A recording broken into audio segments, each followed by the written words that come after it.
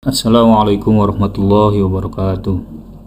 Alhamdulillah wassalatu wassalamu ala rasulillah. Selamat siang Bapak Ibu.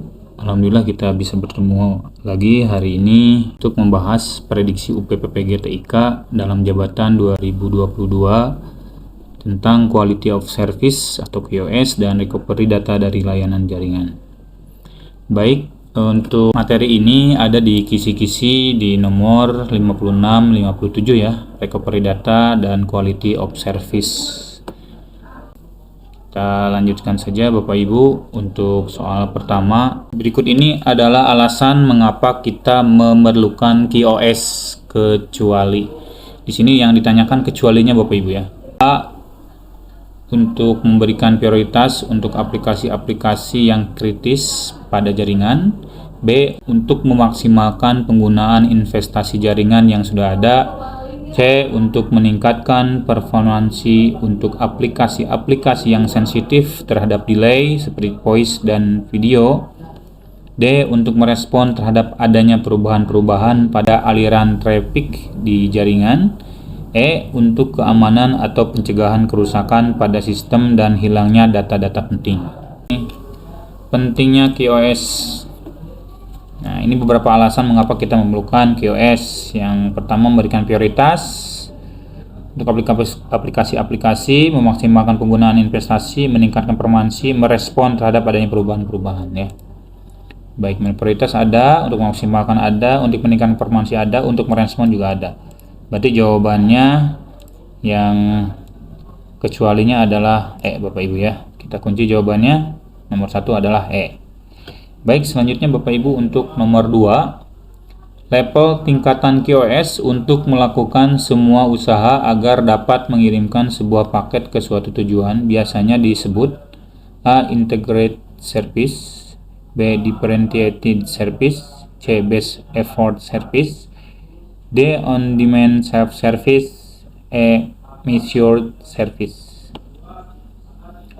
Baik, kalau lihat di soal ini yang ditanyakan tingkatan QoS ya untuk melakukan usaha ya. Kalau ada usaha atau upaya biasanya itu berhubungan dengan effort ya, seperti itu.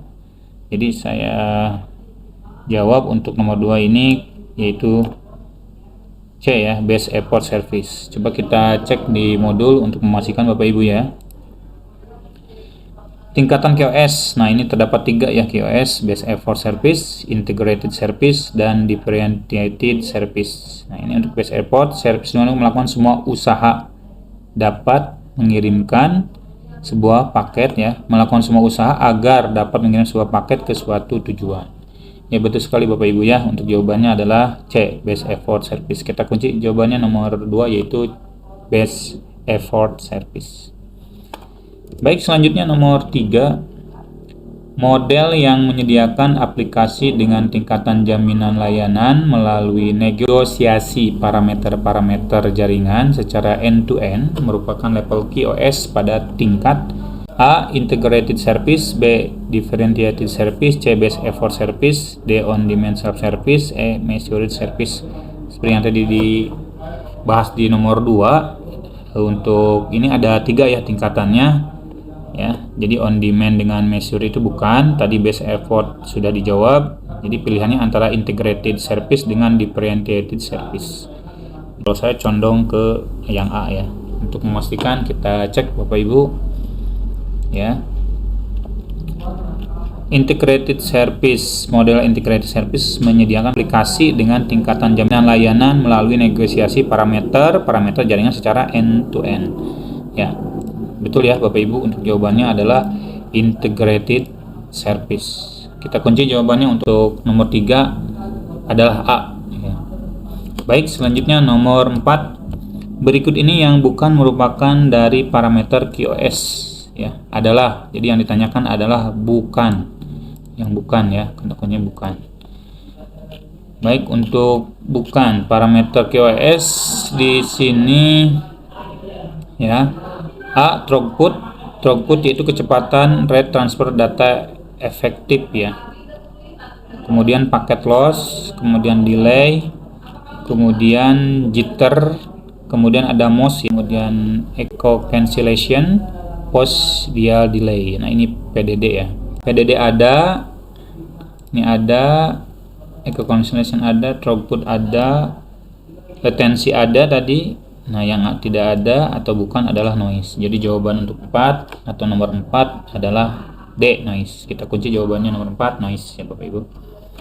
Baik, selanjutnya nomor 5, parameter yang menggambarkan suatu kondisi yang menunjukkan jumlah total paket yang hilang karena collision dan conjunction pada jaringan dan berpengaruh pada semua aplikasi karena retransmisi dan akan mengurangi efisiensi jaringan secara keseluruhan meskipun jumlah bandwidth cukup tersedia untuk aplikasi-aplikasi tersebut, yaitu parameter A. throughput, B. packet loss, C. delay, latency, D. jitter, E. MOS. Kalau dilihat dari soal, yaitu yang ditanyakan menunjukkan jumlah total paket yang hilang ya. Di sini paket yang hilang, kalau menurut saya ini jawabannya packet loss ya, karena ada keterangan atau kata-kata di soal itu paket yang hilang. Untuk memastikan jawabannya kita lihat modulnya Bapak Ibu ya. Packet loss merupakan suatu parameter yang menggambarkan suatu kondisi yang menunjukkan jumlah total paket yang hilang. Dapat terjadi karena collision dan conjunction. Ya, baik, betul Bapak Ibu ya. Untuk jawaban nomor 5 adalah packet loss. Kita kunci jawaban nomor 5 adalah packet loss. Selanjutnya nomor 6, faktor pengganggu dalam jaringan yang menyebabkan turunnya nilai QoS yang disebabkan bervariasinya kecepatan propagasi karena perbedaan bandwidth, yaitu A. redaman, B. noise, C. delay, D. distorsi, E. latensi. Baik, ini di sini pengertian ya. Begitu. Kita cek saja langsung di modulnya Bapak Ibu ya. Adalah penyebab QoS yang buruk ya. Ada redaman ya, ini yaitu jatuhnya kuat sinyal karena tambahan, distorsi yaitu fenomena bervariasinya. Ini Bapak Ibu ya. Ada noise, tapi yang sesuai soal yaitu fenomena yang disebabkan bervariasinya kecepatan propagasi ya. Nah, ini jawabannya adalah D, distorsi ya. Selanjutnya nomor 7, paket data yang bersifat sensitif terhadap delay tetapi tidak sensitif terhadap paket loss, yaitu, baik, kita cek jawabannya. Nah, di sini ada perbaikan QoS. Terdapat paket data yang bersifat sensitif terhadap delay tetapi tidak sensitif terhadap paket loss seperti POI ya. Jadi jawabannya POI Bapak Ibu ya. Baik Bapak Ibu, nomor 8. Nah, di nomor 8 ini ada gambar ya untuk aplikasi Wireshark ya. Nah, ini pertanyaannya adalah langkah-langkah yang tepat untuk melihat nilai dari paket loss seperti pada gambar di atas, yaitu ya, kita cek aja di modulnya. Ya, ini paket loss ya. Wireshark teleponi RTP. Teleponi RTP. Oke, hanya satu ya di sini, dipastikan jawabannya adalah A. Kita kunci jawaban nomor 8 adalah A Bapak Ibu ya. Baik, kita lanjutkan nomor 9. Proses penyelamatan data yang tidak dapat diakses, hilang, rusak atau terformat dari penyimpanan sekunder, media atau file bila data yang tersimpan di dalamnya tidak dapat diakses dengan cara biasa disebut A. backup, B. removable, C. retry, D. restore, E. reply. Baik, ini yang ditanyakan nomor 9 yaitu proses penyelamatan data. Jadi penyelamatan data yang tidak dapat diakses, hilang, rusak atau terformat. Baik, untuk backup biasanya itu datanya adalah utuh, makanya di backup. Dan removable ya. Removable, kemudian ada retry, kemudian ada restore, kemudian ada reply. Ya, removable itu untuk menghapus ya, retry itu mencoba bila gagal, kemudian restore untuk mengembalikan atau ini recovery ya gitu, restore ya. Kemudian reply saya pastikan untuk jawabannya adalah restore sama dengan recovery begitu Bapak Ibu ya. Kita cek untuk jawabannya Bapak Ibu. Nah, ini recovery ya, data recovery, retrieving, penyelamatan. Recovery itu sama dengan restore ya, di restore. Jadi diulang lagi ke awal, nah ini restore atau recovery Bapak Ibu ya.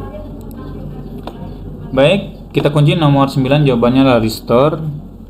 Selanjutnya nomor 10, mengumpulkan data penyebab hasil recovery bermasalah seperti terjadinya penutupan aplikasi di tengah proses recovery atau aplikasi recovery yang digunakan membatasi data yang di recovery merupakan salah satu tahapan problem solving hasil recovery, yaitu A. Mendefinisikan masalah, B. Mengidentifikasi masalah, C. Merancang solusi, D. Mengajukan solusi, E. Mengimplementasikan solusi. Baik, ini pengertian Bapak Ibu ya. Kita cek saja di modulnya langsung. Nah, di sini ada analisis terhadap problem solving hasil recovery data. Definisikan masalah, definisikan atau ketahui masalah recovery ditemukan.